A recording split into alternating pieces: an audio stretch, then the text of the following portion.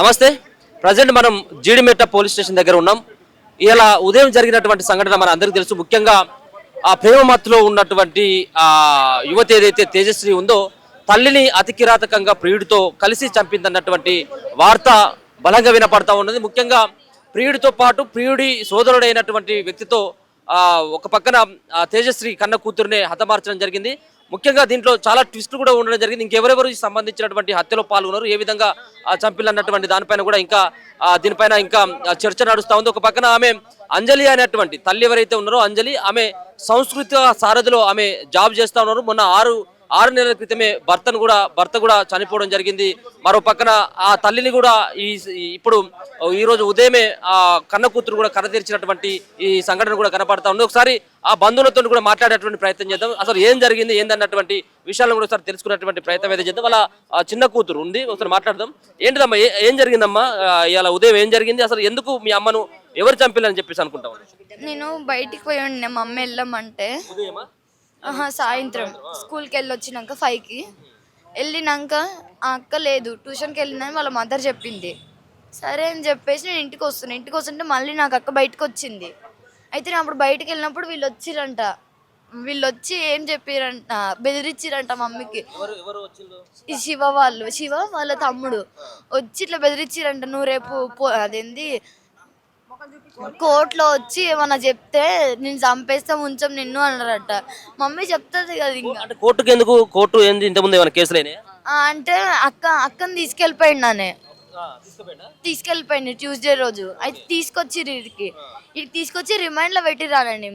First డేమో ఈయననే ఉన్నాడు, జైల్లో వేసేసారు లోపల లాకర్లో. అక్కనేమో ఇక్కడనే ఫస్ట్ హోమ్ తీసుకుపోయారు. హోమ్లో వాళ్ళు ఉంచుకోలేదు, వాళ్ళు వద్దు అన్నారంట. వాళ్ళు వద్దు అంటే మళ్ళీ ఇక్కడ పోలీస్ స్టేషన్లో రూమ్ ఉంటే అక్కడ లేడీ కానిస్టేబుల్తో పండుకోబెట్టిరంట. మళ్ళీ ఈరోజు అయిపోయినాక ఈరోజు మా మదర్ ఇక్కడికి వచ్చినాక మమ్మీతో పంపించిరంట. అయితే ఆడ ఏమైందంటే వీళ్ళందరూ అప్పుడు ఊరికి పోయినప్పుడు ప్లాన్ చేసుకుంటున్నారు ఇట్లా చంపేద్దాం అనేసి. అయితే మా అక్క కూడా ఎంత అమాయకంగా ఉందంటే అసలు ఏం తెలియదు అన్నట్టుంది. మా అక్క వచ్చి నాకు చెప్పినాక మా అమ్మ నిజమేనేమో అనుకొని నేను వెళ్ళి వాళ్ళు ఇంట్లోనే ఉన్నారు అనుకుంటా. అప్పుడు మమ్మీతో బెదిరించారు కదా, అప్పుడు వాళ్ళు ఇంట్లోనే ఉన్నట్టుండ్రు. ఇంట్లో ఉంటే వాళ్ళు అక్క లోపలికి వెళ్ళి బయటకు వచ్చి నాతో ఏం చెప్పింది, మమ్మీ శ్రీజన్ తీసుకొని రమ్మంటుంది ఇంటికి, లేకపోతే రావద్దంటే నమ్మని పట్టుకొని రండి అంటుంది అంటే నేను ఇంట్లో వాళ్ళు ఉన్నారో నాకు తెలియదు. అయితే నేను మళ్ళీ ఇంటికి వచ్చేసరికి మమ్మీ ఇట్లా పడిపోయి ఉంది. అసలు చూడలేకపోతున్నా మమ్మీని. ఈడ సుత్తతో ఇంత దొడ్డుంటా సుత్త మా ఇంట్లోదే.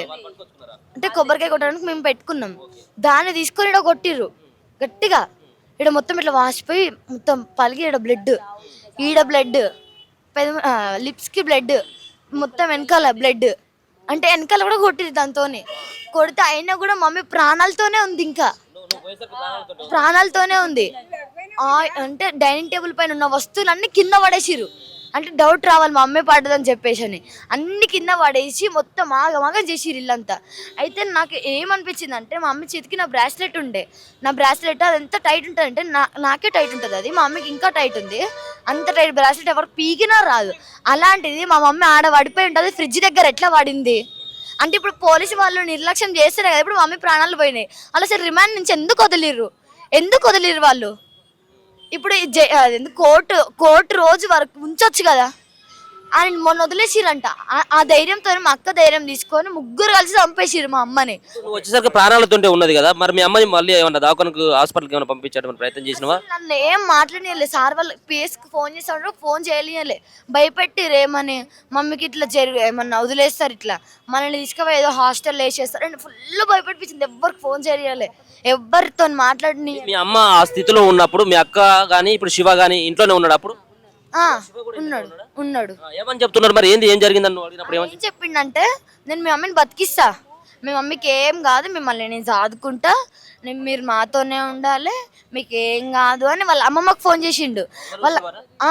వాళ్ళ రిలేటివ్స్కి ఫోన్ చేస్తే వాళ్ళ అమ్మమ్మ ఏమంటుంది, మా అక్క మాట్లాడుతుంది మేము కూడా వచ్చేస్తాం అమ్మమ్మ అంటే. మమ్మీ కొట్టిపిచ్చి అంత పరిస్థితికి తీసుకొచ్చి చంపేసిరిగా. నేను ఒక అక్క ఉంటుంది ముంగడ. నాకు భయం అవుతుంది మమ్మీని చూస్తుంటే. వాళ్ళు ఏం చేసిర్రు, నువ్వు ఇట్లా అక్క వాళ్ళ ఇంటికి పో, అక్క కొంచెం మీ ఇంటికి తీసుకోండి అక్క, మేము భయపడుతుంది చూస్తే చిన్నపిల్ల కదా జర తీసుకోవో అన్నారు. అట్లా అనేసి నేను కూడా పోయినా ఏం కాదనుకొని. నాకేం చెప్పిర్రంటే నేను వెళ్ళడానికి కారణం ఏంటంటే ఇట్లా మమ్మీ ఫేస్ పైన వాటర్ కొట్టి ఇట్లా తుడిచి చెప్తాం మమ్మీకి ఏమైంది, లేకపోతే మమ్మీ పడిపోయిందా, లేకపోతే ఎవరైనా వచ్చి కొట్టిరా అని నమ్మిచ్చారు. నన్ను నమ్మిచ్చారు వాళ్ళు వచ్చి. శివకు అంటే శివతో నువ్వు ఎప్పుడైనా మాట్లాడినావా? అసలు మీ అక్కకును శివకు ఎక్కడిది అసలు పరిచయం ఎక్కడిది? ఇన్స్టాలో పరిచయం అయినా 8 months అయ్యింది. ఆ 8 months పరిచయం పట్టుకొని ఇప్పుడు మా అమ్మని చంపేసింది. ఇప్పుడు మా అమ్మని తెచ్చియాలి, నాకు పోలీస్ వాళ్ళని తెచ్చియాలి, ఆయన నన్ను తెచ్చియాలి. ఇప్పుడు వాళ్ళు రిమాండ్. మీ అమ్మ ఏమైనా మందలు ఇచ్చిందా గతంలో? ఏమైనా మీ అక్కని ఎందుకు మాట్లాడుతున్నావు, ఫోన్లో ఎందుకు మాట్లాడుతున్నావు, చాటింగ్ ఎందుకు చేస్తా ఉన్నావు అని చెప్పేసి ఏమైనా మందలు లేదు, ఎప్పుడు అనలే అట్లా. ఒకసారి ఇట్లనే పెద్దమ్మ వాళ్ళ దగ్గరికి వెళ్ళిపోయింది, మమ్మీ కొడుతుంది అట్లా అని చెప్పేసి వెళ్ళిపోయింది అని చెప్పి ఇక మమ్మీ ఆమెను ఏం డిస్టర్బ్ చేయట్లేదు, నువ్వు ఏం చేసుకో కానీ నా పరువు మాత్రం తీయకు అని చెప్పింది. అక్కడి నుంచి వచ్చినాక వాళ్ళు ప్లాన్ వేసుకొని వచ్చిర్రు ఇక్కడికి. వచ్చి ఇంటికి వచ్చినాక ఏం తినట్టు అమాయకంగా ఉండి చంపేసిర్రు. లాస్ట్ మినిట్లో మమ్మీ కొట్టుకుంటూనే ఉంది, ఇంకా పండుకుంది, కాస్త లేచి ఇట్లా దెబ్బ తాకిందని చూసుకుంటుంది, లేచి కూర్చొని ఇట్లా చూసుకుంటుంది. నేను చూసిన మమ్మీని నిన్న ఫస్ట్ చూసినప్పుడు పడిపోయి ఉంది కింద. అప్పుడు ఇంకా స్పృహలోకి రాలే. అప్పుడే కొంచెం ఇట్లా మేము కొద్దిసేపు అయినాక ఒక 1/2 hour అయినాక లేచి కూర్చుంది మమ్మీ ఓపిక వచ్చినాక కూర్చుంటే మా అక్క చూసి ఆయనకు ఫోన్ చేసింది, నువ్వు తొందర అంటే నాకు వినవలేదు. ఆమె ఏం చెప్పినా కూడా నాకు వినవలేదు అసలు. శివకు ఫోన్ చేసి నువ్వు జల్దీ రా, మమ్మీని హాస్పిటల్ తీసుకోదాం, నాకు భయం అయితే అంటే హాస్పిటల్ తీసుకోవాలని వస్తలే, ఆ పదం వస్తలేదు, నువ్వు రా తొందరగా అని. వచ్చినాక స్టెప్స్ పైన ఆయన పక్కన కూర్చోబెట్టుకొని మాట్లాడుతుంది.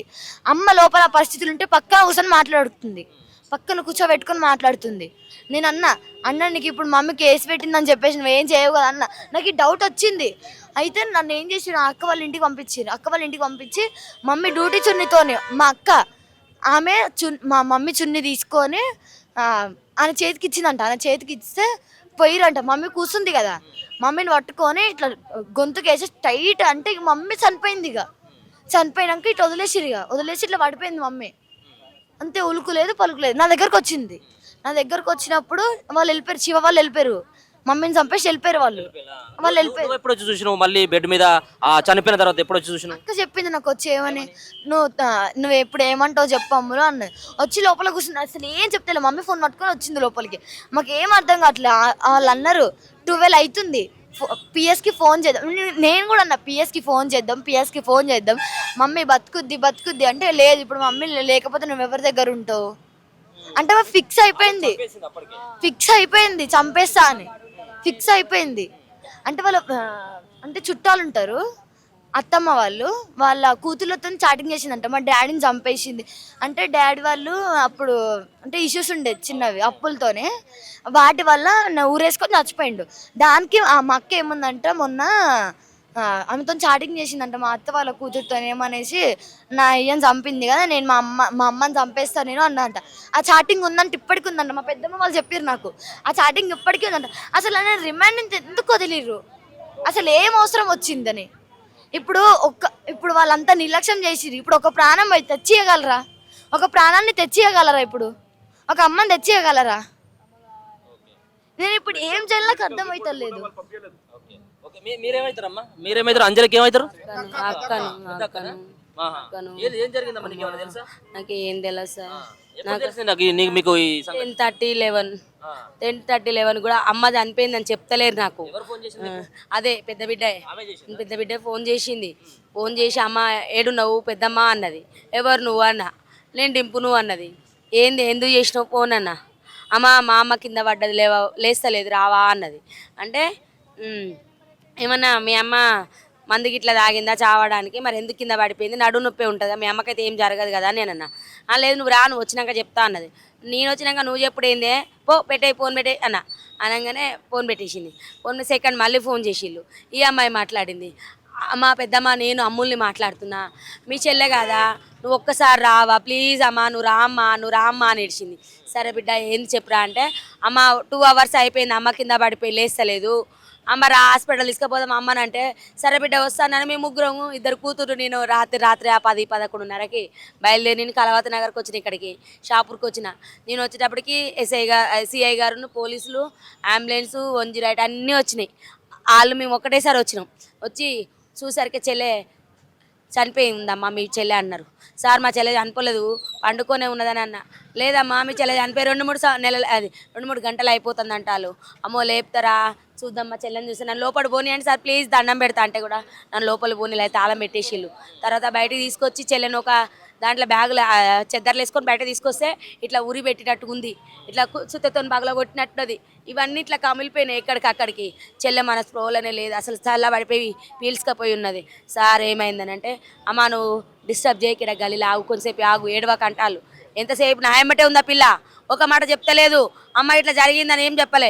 ఎప్పుడైతే పోలీసులు అందరినీ వ్యాన్లకు ఎక్కించిలో పెద్దమ్మ నా తప్పైంది పెద్దమ్మా, నా తప్పైంది పెద్దమ్మా అని నన్ను బిగ్గర పట్టుకుంటాను. ఏమైంది డింపు అంటే సారీ అమ్మనగానే ఎస్ఐ గారు మేడం ఉండు ఇంకోసారి అందరూ ఆ అమ్మాయి పక్కన మీరు ఎవరు కూర్చోకుండా దూరం ఉండండి అనగానే ఈ పిల్ల అప్పటికి అంటుంది పెద్దమ్మ అమ్మ అక్కడే చంపిందమ్మా అని ఏడిస్తే అక్క చంపదు బిడ్డ అని అన్న.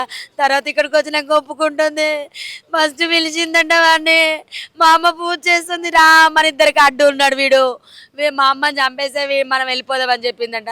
చెల్లె పూజ చేసుకుంటా కూకున్నదంట. వెనకాలకెళ్ళి చున్నేసి గట్టి గుంచి చంపేసిండంట. చెల్లె అప్పుడు చచ్చిపోలేదంట. వాళ్ళతో పెరుగులాడి ప్రాణంతో కొట్లాడుకుంటా వాని గుంజి ఆపిందంట. ఆపినాగానే నా చెల్లెని ఆపలేదు. అమ్మ నా పిల్ల చూసిందట. అమ్మకేమైందమ్మా అంటే కింద పడ్డదని ఉత్తర అబద్ధాలు చెప్తే పిల్ల అంతకే నమ్మిందట. దోస్తులను ఎవరో తీసుకురమ్మని మళ్ళీ పంపిందంట. మళ్ళీ పోయిందంట, దోస్తులను తీసుకొచ్చారు. మా అమ్మ చచ్చిపోలే శివ మళ్ళీ రాను మళ్ళీ చంపుదు రమ్మన్నదట. మళ్ళీ 2వ సారి వచ్చి సుత్తతో కొట్టి మొత్తం ఎక్కడికక్కడికి ఇరిచి పడేసి పెట్టిల్లమ్మ. అది 2 సార్లు చచ్చిపోయింది సార్, 2 సార్లు చచ్చిపోయింది. పోలీసులు కనుక వాడిని అట్లా అరెస్ట్ చేసి ఉంటే నా చెల్లె బ్రతికుండేది, ఈ సమాజాలు అందరికి కనబడేది. ఇది అన్యాయం సార్, వాడిని లోపటేసి ఉండాల్సింది. ఇప్పుడు ఏం చేయాలి సార్, చెల్లె కావాలి, మా ప్రాబ్లం ఏం సార్, మా చెల్లె అడగడం ఏందమ్మో. అమ్మో నాకు అంతకంటే ఇంకేం తెలియదు సార్. వాడిని తీసుకొస్తే ఆ ఊరి పెట్టిన చున్ని కూడా వాడిని అడుగు కట్టుకొని ఉన్నాడు సార్ వాడు. అమ్మ నా చెల్లె నూరి పెట్టి చంపేసిండు అని చెప్తాడు.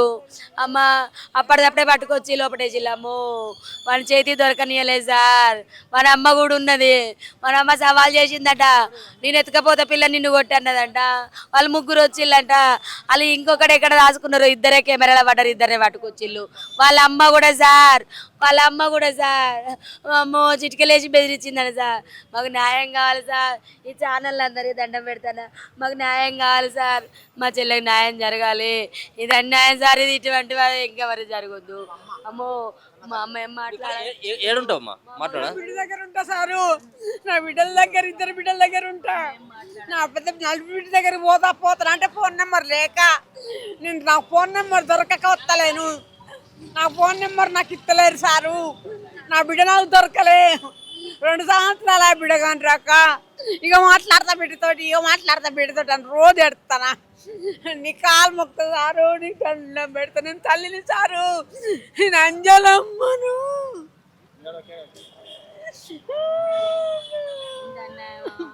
ఏం చెప్తారు, ఏం జరిగింది అసలు, ఏంటిది అసలు ప్రధానమైనటువంటి కారణం ఏంటి అట్లా చనిపోవడానికి, చంపడానికి కారణం ఏముంటుంది? ఒక పక్కనేమో అంటే ప్రేమ వ్యవహారమా, ఇంకేం మిగతా ఏమన్నా కారణాలు ఉన్నాయా? అంజలి మాతో పాటు ఉద్యమాలు చేసినటువంటి ఆమె, మా ఊరే.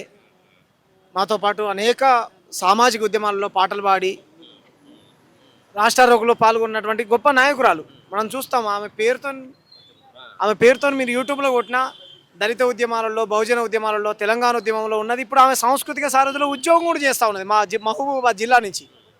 ఆమెకి 2 కూతుర్లు. వాళ్ళ భర్త యాక్సిడెంట్ అయ్యి సంవత్సరం కింద చనిపోయాడు. పెద్ద పాప 10th క్లాస్ చదువుతూ ఉన్నది. ఆ క్రమంలో పిల్లలు తెలియక ఏదో తప్పు చేస్తారు.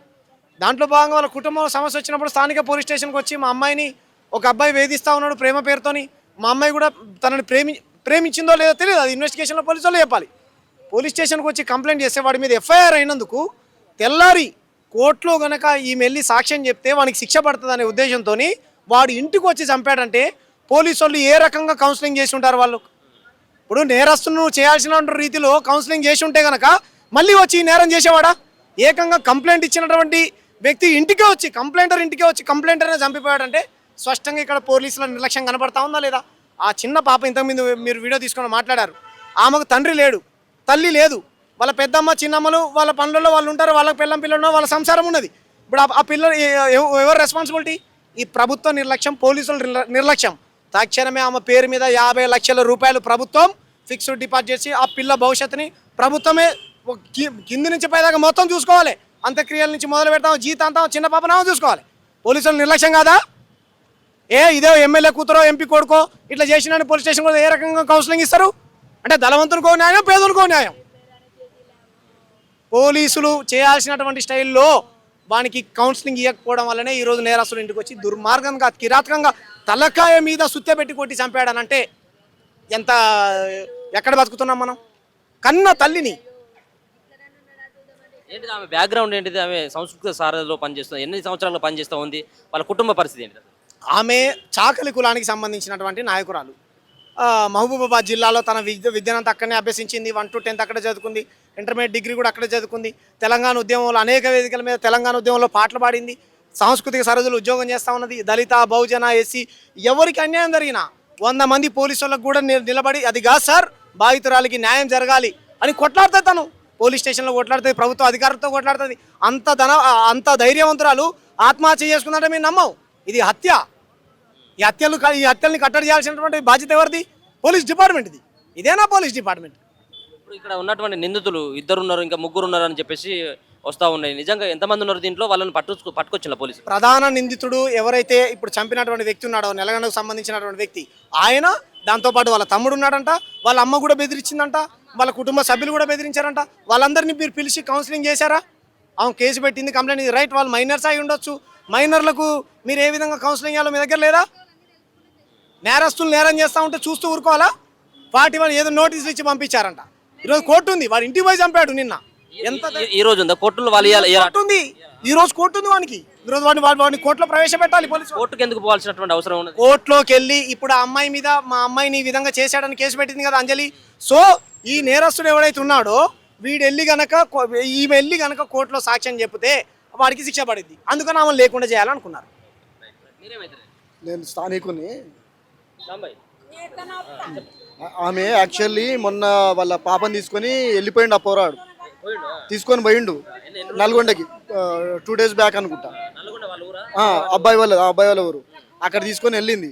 తీసుకొని వెళ్తే ఈమె వీళ్ళు ఇక్కడ పోలీస్ స్టేషన్కి వచ్చి కానిస్టేబుల్ని తీసుకొని పోయి ఆ ఊరికి పోయి అక్కడ స్థానిక పోలీసులను పట్టుకొని వచ్చింది. పట్టుకొచ్చేటప్పుడు వాళ్ళ అమ్మ పోలీసులు అక్కడ ఉన్న నల్గొండ పోలీసులను కూడా అడ్డుకున్నది.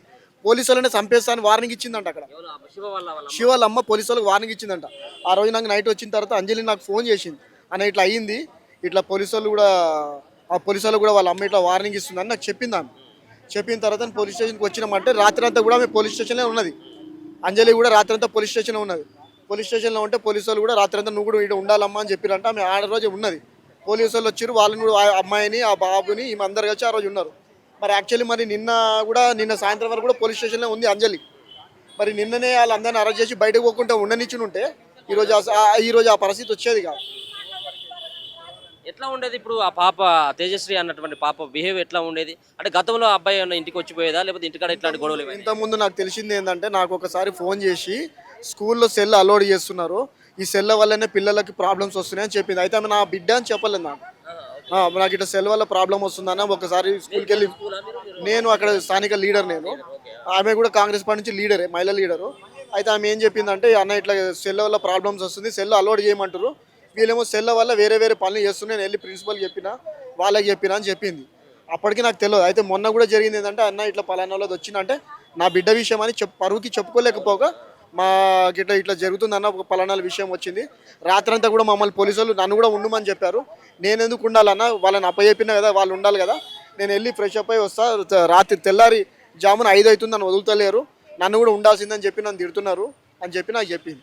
ఈ వీళ్ళ విషయం మీద ఏసీపీ గారు కూడా కంప్లైంట్ ఇచ్చిన అని చెప్పింది. స్థానిక పోలీసు వాళ్ళ మీద నన్ను ఇట్లా తిడుతున్నారు, నేను పట్టుకొచ్చేస్తే నా మీద నన్నే తిడుతున్నారు వీళ్ళని ఏసీపీ గారు కూడా కంప్లైంట్ ఇచ్చిన అని చెప్పింది ఆమె. తర్వాత నిన్న వచ్చేసి స్టేషన్లో మాట్లాడుతున్నామని చెప్పి. ఈరోజు మార్నింగ్ మనకు తెలిసింది ఏంటంటే, నిన్న నైట్ ఇదంతా జరిగిపోయింది. యాక్చువల్లీ మొన్న నైట్ ఇక్కడ ఎప్పుడైతే వాళ్ళని తీసుకొని వచ్చారో వాళ్ళ పేరెంట్స్ని వాళ్ళని పిలిపించి కౌన్సిలింగ్ ఇచ్చి వాళ్ళు అసలు వదలకుండా ఉండుంటే ఈరోజు వాడు అక్కడికి వెళ్ళే అంత ధైర్యం వచ్చేది కాదు. నేను ఫ్రెండ్ని, అంజలి ఫ్రెండ్ని. ఏదైనా షేర్ ఎప్పుడైనా అంజలి వాళ్ళ పాప గురించి ఇట్లా చేస్తుంది అట్లా చేస్తుందని ఏమైనా చెప్పింది? తను ఎప్పుడు చెప్పుకోలేదు. ఏదైనా నేను సొంత చెల్లెలాగా చూసుకుంటా తన్నే. ఎప్పుడైనా తను నా పిల్లల కోసమే కష్టపడుతున్నా, కానీ నా భర్త పోయిన పిల్లల కోసమే నేను వాళ్ళ కోసం బతుకుతున్నానని చాలా హార్డ్ వర్కర్. ఆమె సింగర్ కూడా పాటలు పాడుతుంది, కాంగ్రెస్ లీడర్ కూడా. కానీ ఆమె లోపల పెట్టుకుంది, కానీ ఎవరికి కొంచెం లీక్ చేయలేదు. ఇది ఆడపిల్లలే కదా సార్, ఎవరికైనా ఆడపిల్లలే కదా. ఇది మాకు తెలియదు. ఆ పిల్లల మీద తెలిసింది ఈ విషయం మాకు మార్నింగ్ తెలిసింది సార్. ఎప్పుడు కూడా మాకు ఏం చెప్పలేదు. తెలిస్తే ఏదైనా సొల్యూషన్ ఇచ్చేటోళ్ళము. ఆడపిల్లలని చెప్పుకోలేదు. లాస్ట్కి బిడ్డలు అనగానే బిడ్డనే ఇలా చేసింది, ప్రాణం మీద తెచ్చింది. అది సార్.